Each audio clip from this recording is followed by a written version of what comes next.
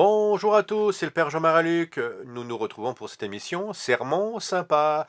Nous nous retrouvons pour le commentaire de la parole de Dieu de ce dimanche 1er novembre. Ça tombe bien, le 1er novembre, qu'est-ce qui se passe? C'est la fête de tous les saints, la fameuse Toussaint. C'est pas la fête des morts, hein, attention, hein, c'est le 2 novembre la fête des morts, c'est-à-dire le lundi pour cette année.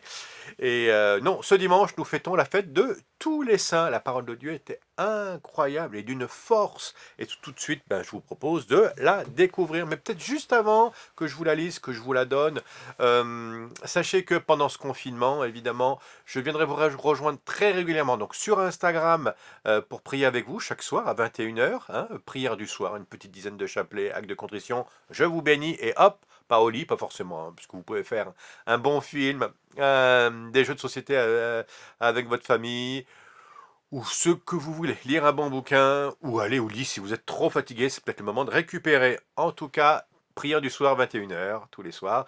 Et puis peut-être qu'il y aura des sermons sympas du commentaire de la parole de Dieu chaque jour à voir et à découvrir à partir de lundi sur cette même chaîne.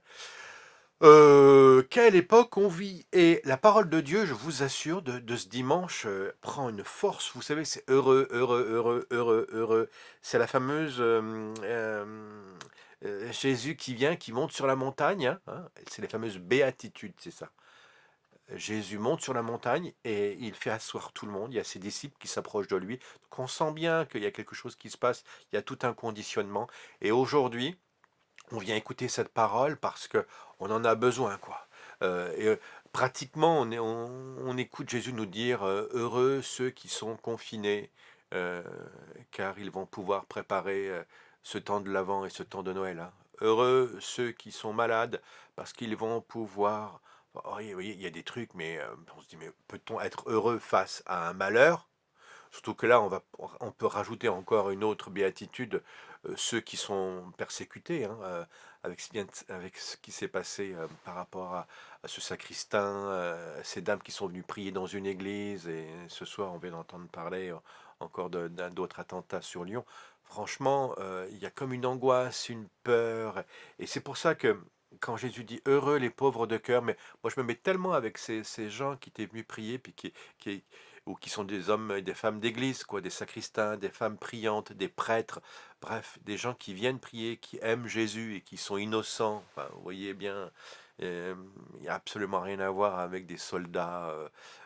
Quand on va s'attaquer à des gens aussi innocents, c'est que quelque chose ne va pas, quoi. On est bien d'accord, hein.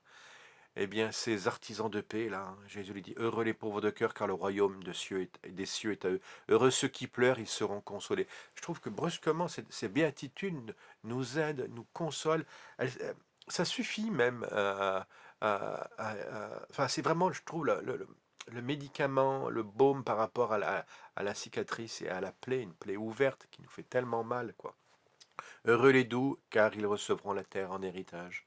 Heureux ceux qui ont faim et soif de la justice, car ils seront rassasiés. Je vous la donne, comme ça. Heureux les miséricordieux, car ils obtiendront miséricorde. N'oubliez pas ça, la miséricorde. Heureux les cœurs purs, car ils verront Dieu. Mais cette dame, là, cette maman qui venait prier, mais je trouve que c'est tellement ça. Elle venait prier pour ses enfants, puis elle a dit, juste avant de mourir, dites à mes enfants que je les aime, mais c'est d'une force. Si ça, c'est pas un martyr, un témoin de la foi chrétienne, mince alors. Heureux les cœurs purs, car ils verront Dieu. Heureux les artisans de paix, mes amis. Vous devez plus que jamais être des artisans de paix. De ne pas avoir, surtout pas avoir peur de nouveau d'avoir un vrai culte pour Jésus, et d'aller dans vos églises, hein. Autant se faire ce peu, parce que là aujourd'hui, jour de la Toussaint, vous allez communier pour la dernière fois avant un long temps. Donc c'est pour ça que chaque communion doit être comme la première ou comme la dernière, hein. Heureux les artisans de paix, car ils seront appelés fils de Dieu. Heureux ceux qui sont persécutés pour la justice. C'est pas ça, nous, hein, car le royaume des cieux est à eux. Ah, le fameux royaume des cieux, parce que c'est ça qu'on fête le jour de la Toussaint. On fête le paradis. On fête tous les saints, mais c'est surtout la fête du paradis, le grand paradis. Donc, allons-y, les saints du paradis. C'est peut-être nous très bientôt, en tout cas, c'est tous nos frères et sœurs qui étaient avant nous, hein. Heureux êtes-vous si l'on vous insulte, si l'on vous persécute, et si l'on dit faussement toutes sortes de mal contre vous à cause de moi. Réjouissez-vous, soyez dans l'allégresse, car votre récompense est grande dans les cieux. Alors, si on était sur le plateau de BFM TV, tout de suite, pour éviter que vous décrochiez, parce que vous dites, ouais, bien, bien mignon, on veut l'envoyé spécial direct. Qu'est-ce qui se passe au ciel en ce moment? Et c'est le propre de la Toussaint, vous savez. À la Toussaint, on veut avoir un direct du ciel. Or, on a les saints qui sont dans le ciel. Les saints, c'est ceux qui sont estampillés vénérables, bienheureux et saints, parce que l'Église s'est engagée par rapport à eux, hein, donc ils sont dans le calendrier, tout va bien. Mais il y a aussi tous ceux qui sont au ciel, proches de Jésus, hein, ne vous inquiétez pas, nos arrière-parents, grands-parents, tous ceux qui sont autour de nous, parents, tous ceux qui sont décédés, proches, tout cela et qui aimaient Jésus, peut-être qui ont eu besoin de se purifier avant de rentrer dans l'éternité, mais quoi qu'il en soit, ils y sont bien, et on peut en tout cas découvrir ce qu'ils font à travers quel livre. Il y a un seul livre dans la parole de Dieu qui nous parle de ce qui va arriver bientôt, entre autres de l'éternité, c'est le livre de l'Apocalypse. Et c'était votre première lecture, figurez-vous, hein. Euh, et après cela, d'abord, ça commence par un truc assez fort, ces anges qui sont là, on ne sait pas très bien qui c'est. Et là, il y a comme un arrêt de Dieu. Ne faites pas de mal à la terre, ni à la mer, ni aux arbres. Là, on est déjà dans un processus écologique qui est incroyable. Puis après, j'avance, hein, parce que sinon je vais être trop long, désolé, hein. Mais après cela, j'ai vu, et voici une foule immense, hein. Et ça, c'est tous nos amis, les saints. Et nous, j'espère, avec eux très bientôt. Que nul ne pouvait dénombrer, une foule de toutes nations, tribus, peuples et langues. Ils se tenaient debout. Et qu'est-ce qu'ils font au ciel? Ils sont là, debout devant le trône de l'agneau, c'est-à-dire devant Jésus, hein, l'agneau immolé, celui qui a payé pour nous. Il suffit, hein, moi, en tant que producteur de spectacle, je sais ce que c'est, hein. Jésus a payé la place pour nous. Il suffit d'aller retirer la place, hein. Il y a que ça. Donc c'est déjà payé, donc c'est pas par nos mérites.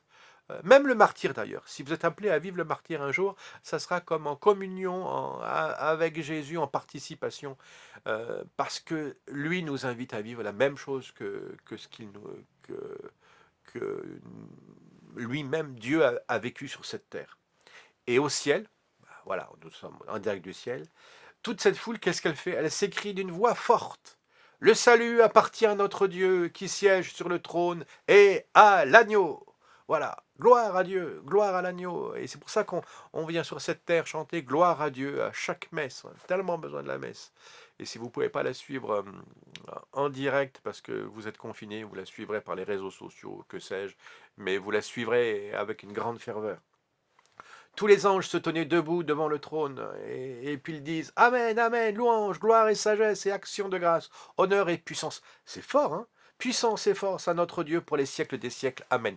Vous pouvez redire cette prière si vous voulez aujourd'hui, parce qu'il s'agit de crier à l'intérieurement, donc vous n'êtes pas obligé de le faire voilà, trop fort, parce que sinon les voisins vont être exaspérés. Mais quoi qu'il en soit, à l'intérieur, je peux vous assurer que ça fait du bien de dire Amen, Amen, Amen, hein, gloire à Dieu. Et alors, ces gens vêtus de robes blanches, qui sont-ils, hein? Et, ceux-là viennent de la grande épreuve. Si c'est pas nous, ça. Ils viennent de la grande épreuve. Ils ont lavé leurs robes et ils les ont blanchies par le sang de l'agneau. Le sang de l'agneau a la capacité de pouvoir blanchir les robes. C'est-à-dire nous, pauvres pécheurs, on peut vivre une vie complètement incroyablement pécheresse, petite, pas très sainte, quoi, d'accord? Mais le sang de l'agneau, la grâce du martyr vient comme laver, purifier notre vie. C'est pour ça que le martyr est une voie excellente pour aller au ciel, hein. C'est fou. C'est pour ça qu'on peut prier tous nos saints martyrs et les plus récents, ceux qui sont décédés, qui ont donné leur vie par amour pour Jésus, tout simplement. Et nous, sur cette terre, tous nos petits efforts pendant ce confinement, en famille, auprès de nous, ou moi je pense beaucoup aussi à ceux qui sont seuls, bref, tout ce qu'on va vivre de pénible, on va l'offrir à Jésus.